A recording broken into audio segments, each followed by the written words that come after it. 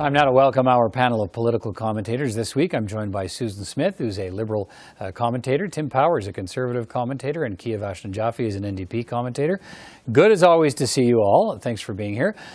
Susan, let me start with you with the news that paid sick leave finally coming to Ontario after months of delays and wrangling with the federal government. Look, we tell workers to stay home if they're sick. That's the messaging from all the experts and governments. And now we have governments. So I guess my question is, how have governments, plural, handled this issue so crucial to trying to beat back the pandemic and save lives? Yeah, not that well, I think, on the whole, Peter. We know that sick days are a provincial jurisdiction. The feds put something in place. There is a safety net of, I think it's, I'm going to get the stats wrong. Someone will have them right. But there is a safety net from, I think it's 5 days, the federal government. But you have to apply after the fact, and that's complicated and cumbersome for people, but it's there. But more immediate measures, I think, were needed in the context of COVID. The provinces have all been reluctant to put something in place. Ontario's, until this week, was outright refusing to consider it. They finally put something in place. To me, it's a fairly simple solution that they put in place, but it's only 3 days and you can only take one at a time. But it finally is giving a bit of a backstop for people who have to miss a shift or miss a day because they need a test, they need to isolate, or they need to go get their shots. But on the whole, botched by government. Tim, what are your thoughts on that and how governments have handled sick leave?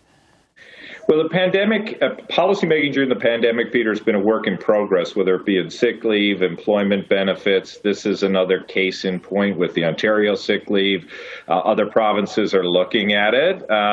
It's just lessons to be learned from all of this about future pandemics and how we go forward with it and how this stuff gets prioritized in non-pandemic times. Look, what Ontario's done is better than nothing, but is that the bar we want to achieve? What Canada's done is better than nothing, but again, is that the bar we want to set? So some low bars that need likely to be raised as we go through hopefully to the end of this pandemic. Kiavash, what do you think of how governments have handled all this, especially in the context of the messaging from the beginning of the pandemic, really? If you don't feel well, stay home.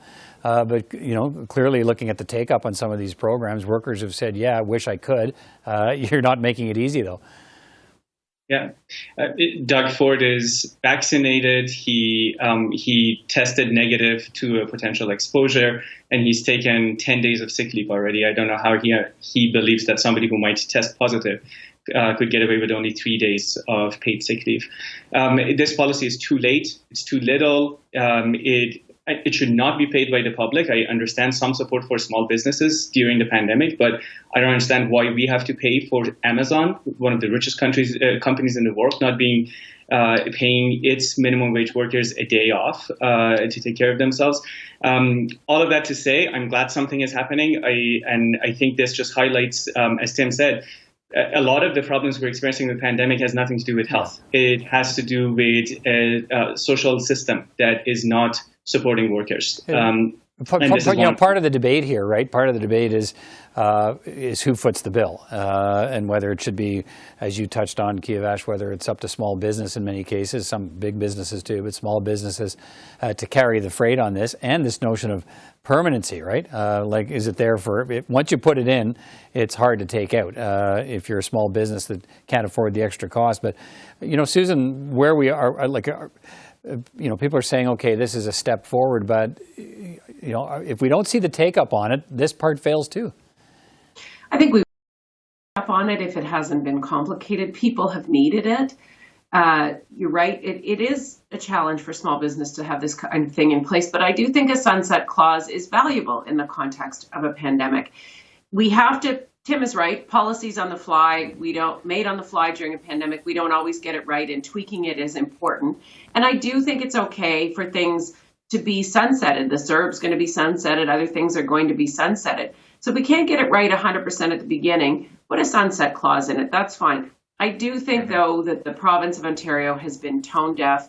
I'm sure the folks who think of how to do these things have had the idea ready and waiting to go in a folder. It was just a question of finally the Premier and his cabinet saying, fine, we'll do something about it. And fine, they're doing something about it. It's not great. It's there. They'll hopefully help. Tim, again, the big question is, okay, if people aren't convinced this is enough to I know that's the question. I mean, do you think this is enough to make people who are sick say, okay, I can afford to stay home now? Well, there's another part of the question too, Peter, and I suspect Susan's living this, and Kiavash as well. Look, good companies are already, particularly ones that are of a certain size, are already providing sick leave benefits for their employees. They're already looking after them. I mean, again, the danger here is looking at it just as solely being a government responsibility here. If Ontario's wish, as I understood it when it was announced earlier this week, is that their 3 days will then be supplemented by a deal they're trying to strike with the federal government on a top up to an existing policy. Well, that's better. Maybe this takes the trajectory of CERB, Peter, that when it was first introduced, there were problems, but it ultimately became a very useful vehicle for people. Hopefully that's the case, but 3 days isn't enough. So maybe their plan is, as I say, to hop along with the feds and add the extra 7 working days. That would make it a reasonable sick leave policy. Just quickly on this, Kiavash, do you agree with the notion of sunsetting it, saying, look, this is a pandemic program, and I guess we'll reignite the whole permanent sick leave debate after the pandemic's over? If it was different, I would agree with sunsetting it. For instance, I think that maybe we could have 15 days 3 weeks of paid sick leave that is fully paid by government, and it sunsets at the end of September when hopefully we all have been vaccinated. That would make sense. But this policy doesn't make sense. It's too little, it's too late, and the sunsetting of it doesn't make sense. And I agree with him. Ultimately, the best way and the most progressive way to do this work is that it would become a condition of labor in Canada, that everybody has access to sick leave. It's paid by employers. And if employers need support, that can be dealt with, but I don't believe Amazon needs our support. Okay, just a couple of minutes left, so fairly quick answers from all of you on this. But Susan, let me start with you. Minister of Defence has announced yet another review of military misconduct, sexual misconduct by yet another former Supreme Court justice. Is that what's needed now?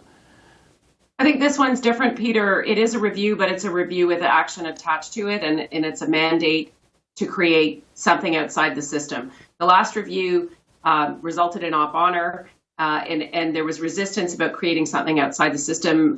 Former Supreme Court Justice and former UN High Commissioner for Refugees, Louise Arbour, has been mandated to advise on the creation of an external entity that's outside the chain of command of the military for people to report. That's a good thing. The other thing that I think is important is there's a lieutenant general who's been put in charge of implementing any recommendations that come up along the way. So this isn't a review and stuff at the very end. This is a review with things to happen and action along the way. Tim, how do you see this? A lot of people thought the last review by Justice Deschamps was pretty clear. Its number one recommendation or key recommendation was set up an outside reporting system. How do you see this? Well, maybe there's some review necessary on the specifics of what happened with General Vance and Admiral MacDonald. But I think, as you just alluded to, Peter, the Deschamps review gave a lot of prescriptive direction as to what needed to be done. And I think if you're in the Canadian military, particularly a female serving officer, or female serving member, but not exclusively female serving members, you want action. You're sick of words. You want action so that the culture can try to change. Maybe some things did happen with Operation Honor, but clearly not enough. Action is necessary, not more reviews. All right, Kiavash, let me hear from you to end our conversation today.